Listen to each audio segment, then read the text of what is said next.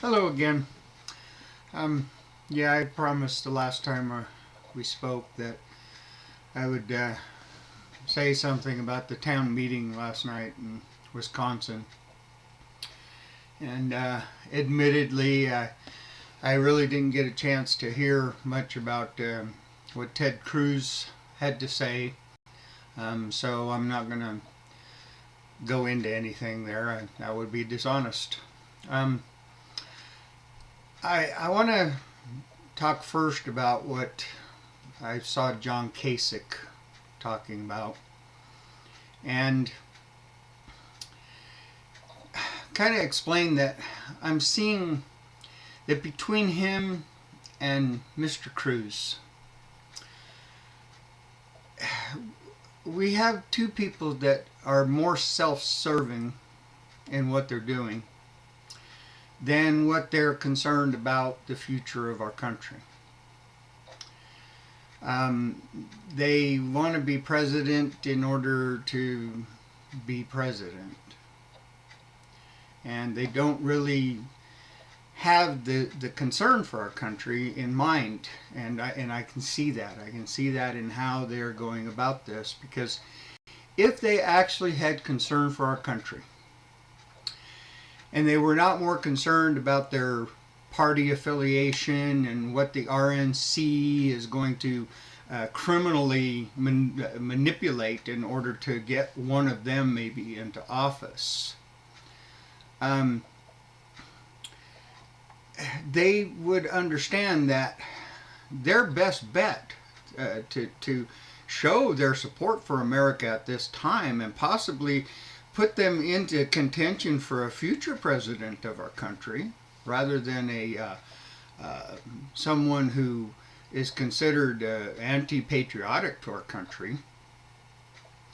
Their best bet right now is to turn around and say, you know what, I can see how the RNC is manipulating things out of the hands of a government for and by the people, and wrestling it out of that ideal into something to where the country is either run by Republicans or Democrats. And that's not what the foundation of our country is. Our foundation is based on a country for and by the people. So these two men, if they were actual patriots of this country, would be looking at it and saying, you know what, I can see that the RNC is doing a bunch of criminal manipulation here against the will of the people.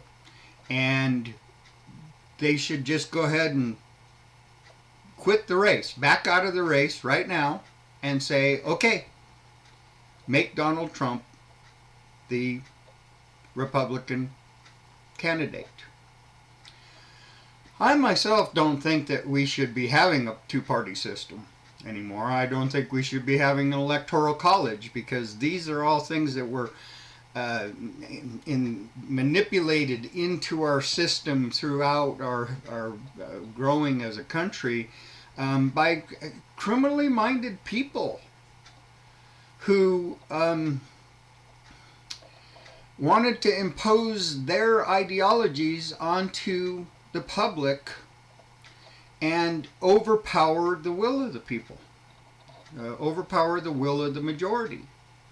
So it's all coming out into the open right now that these parties are not interested at all in maintaining a government for and by the people. They're interested in changing it into a government for and by them instead, for and by that party, rather than by the will of the people. So I think that the best way to take care of that is for these two men to show their patriotism and say, you know what, the front runner is Donald Trump. The majority of the country is supporting Donald Trump, and that when push comes to shove, if he is up against Hillary Clinton, the man has more, he doesn't really even need to do anything to Hillary Clinton to expose Hillary Clinton as a lying, cheating criminal that she is. And I know this because I'm a man of truth. I see that this woman is a lying, cheating criminal. That is what I have not seen any repentance in her from any of that. Her track record is that of a lying, cheating criminal. And what really is worrisome about her is that she will bring a flood. She's promised to bring a flood of an ideology into our country that is anti-American and anti-American Constitution. So she's bringing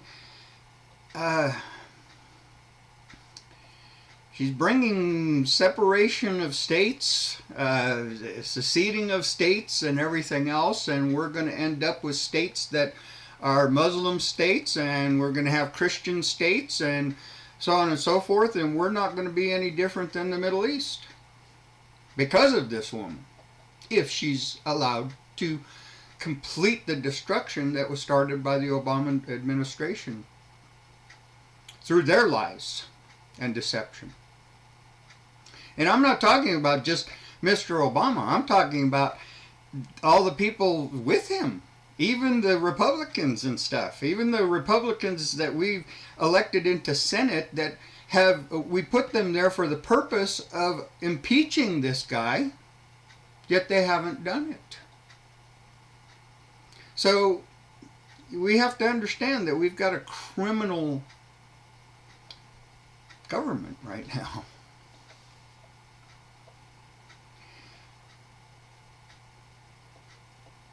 I heard Mr. Kasich being an extreme opportunist last night as he spoke. And, he was saying things like he did not believe that that NATO was obsolete. Well, yeah, you know what? As it is, the foundational principles of NATO have been dramatically violated over the past 60 years or so. So therefore, its original foundation is obsolete, because part of the main reason for NATO was to prevent countries from getting nuclear weapons. However, since they've been around, there's been like 4 or 5 countries that have ended up with nuclear weapons anyway. So, yeah, their original concept is obsolete. So when Mr. Trump was saying that Anderson Cooper kept asking him the same question, Mr. Trump, I could hear the answer. It was absolutely clear. But Anderson Cooper kept trying to pin him down about something that Trump had already answered the question several times. And it came down to that Mr. Trump was saying that considering that 4 to 5 countries now having nuclear weapons that weren't supposed to have them, according to the original foundation of NATO, because they have them, it really forces us into allowing some of our allies to have nuclear weapons now. Do we want it that way? No. Is it good for it to be that way? No, it's not good for it to be that way. But it's better for it to be that way than to have those who shouldn't be having nuclear weapons have them, and having those areas of the world under domination of them who have nuclear weapons. So in other words, North Korea. Wow, how did they get nuclear weapons? So here they have nuclear weapons, but Japan and the Philippines, South Korea, I won't say the Philippines, withdraw that part, but Japan and South Korea, who are integral to helping us protect ourselves, for helping us protect our western borders in this country, they have to bow to submission to a tyranny who has nuclear weapons without having nuclear weapons to counteract that. So, do we want nuclear peripheral? You know what I'm saying. Do we want that? Do we want everybody to have nuclear weapons? No, we don't. But we got to look at the truth, folks. We can't make up this la land that so many people have in their minds out there. And this is my problem with Mr. Kasich.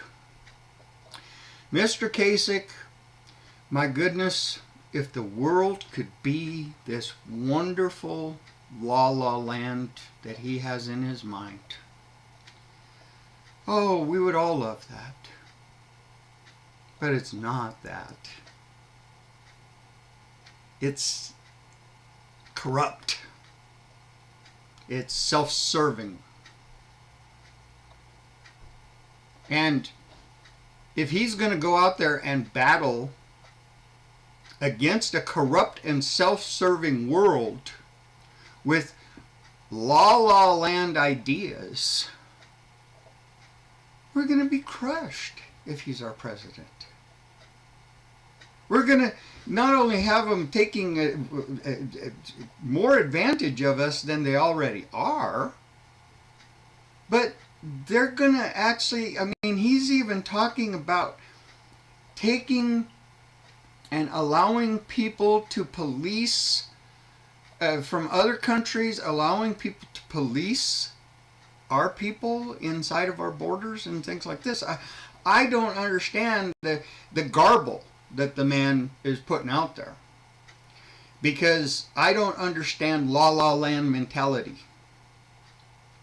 The guy, again, we have a big problem in this society. I deal with it all the time. I deal with it whenever I'm dealing with my theological discussions and so on and so forth, that we have a lot of, far too many people in this world that are talking about reality from the viewpoint of what they perceive to be reality in what they wish was reality. But that doesn't make it reality.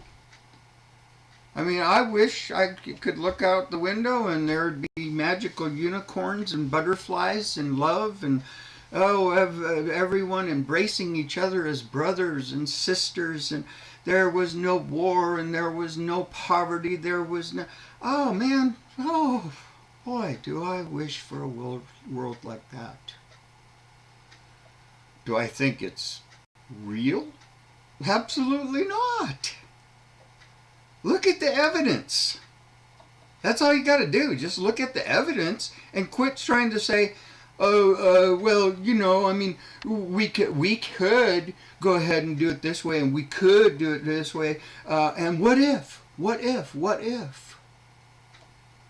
Well, we need to understand that there are as many what ifs and could have beens and could be's in the imagination of men as there are atoms in the universe. What ifs and could have beens and maybes and all of that, they don't make reality. Evidence is what makes reality. So I'm seeing these people running for president of this country. And I'm seeing, for the most part, self-serving people who really don't know why they want to be president other than they want the fame. They want to have their picture sitting there in the famous people of America, in the Capitol halls. Their beautiful portrait up there. That's all that these people really have in their mind, honestly. But I look at, there's one man who actually would be taking a step down in lifestyle to be our president, who would actually be taking on a self-decimating position. As we can see by the before and after pictures of every president we've ever had. Come on, it's got to be a tough job, folks. Look at what they look like when they go into office, and then look at the white hair and everything and the wrinkles. And I mean, my goodness, look at pictures of Abraham Lincoln. Sure, he was physically ill at the end of his presidency when he was murdered. But it's a decimating position. And Mr. Trump knows that. He knows that he's going to have to walk away from his billionaire empire and to be the president of this country. But he has so much love for this country that he is willing to do it. And he has proven that for the last 20 years. If you look at the interviews and everything else that have been done with this man over the past 20 years, where the question of being president is concerned, you see every one of them being, you know, I really don't want to be the president of the United States, but if there ever comes a time to where I think it's necessary for me to be the president of the United States in order to maintain a government for and by the people, then I will step down out of my ivory tower and become president. So just remember that all these people are saying things, but there's a truth behind everything they're saying. And the truth behind, again, I can't talk about Mr. Cruz last night, but I can talk about Mr. Kasich. And the truth that I saw behind what he was saying is that he's looking for a world that he wishes could be a certain way, but unless he's willing to, I don't see how he can make that world that way. He's not God. So we need to be careful that this man's fantasy is not what is going to compel our future, because we're going to fail miserably if we do. Now, again, I try and present that I don't have a bias as to who should be the president. Well, it's not bias when I say that Mr. Trump is the best thing for the future of traditional America. If we want to maintain traditional America, then we had better make sure, RNC or not, or anything else getting in the way of that, we better make sure that Mr. Trump becomes our president.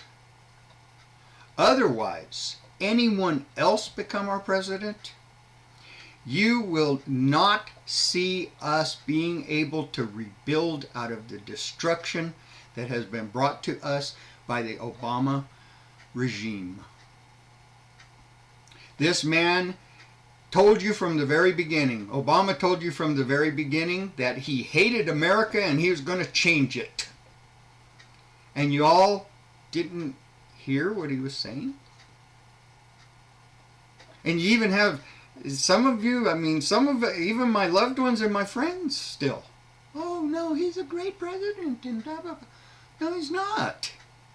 He might be a great president for some country other than this, or I should say, other than the traditional United States of America.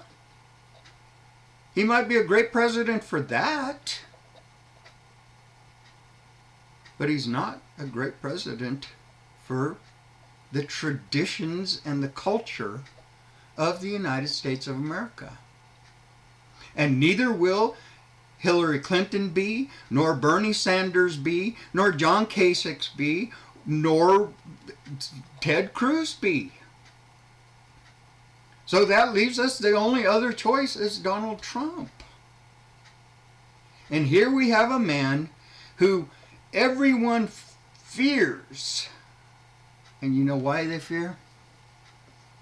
Because he's truth. That's it. They fear because he stands for truth. And he stands for law. And you don't believe that we have a huge amount of criminals in our society, criminally minded? I'll tell you what, there's people in this society who are on our city councils and everything else, and they think that they're wonderful people. But they're criminals. They are criminals as far as the foundations of the laws of this country are concerned.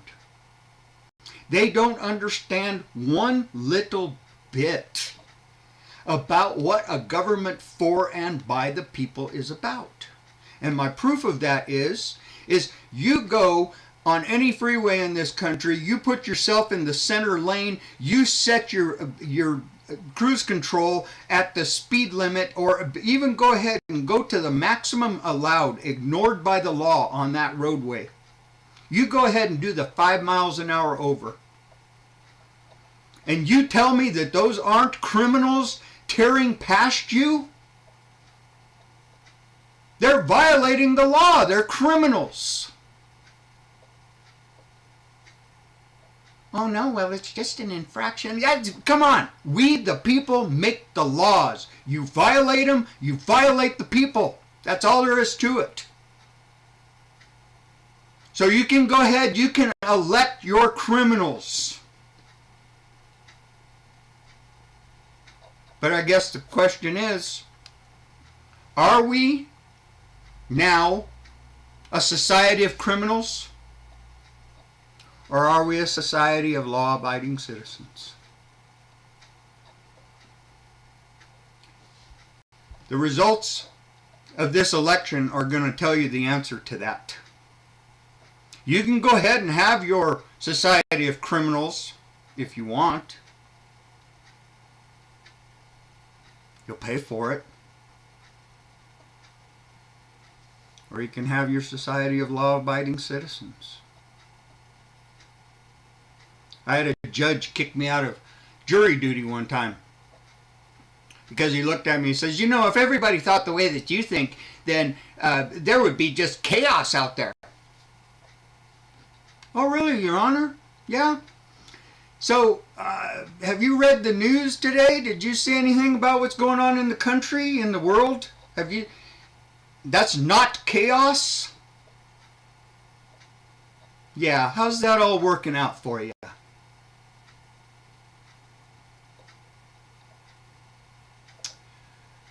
God bless you. Vote right. Vote for America, not for some stupid party ideology. Come on, let's start making some sense, folks. Thank you.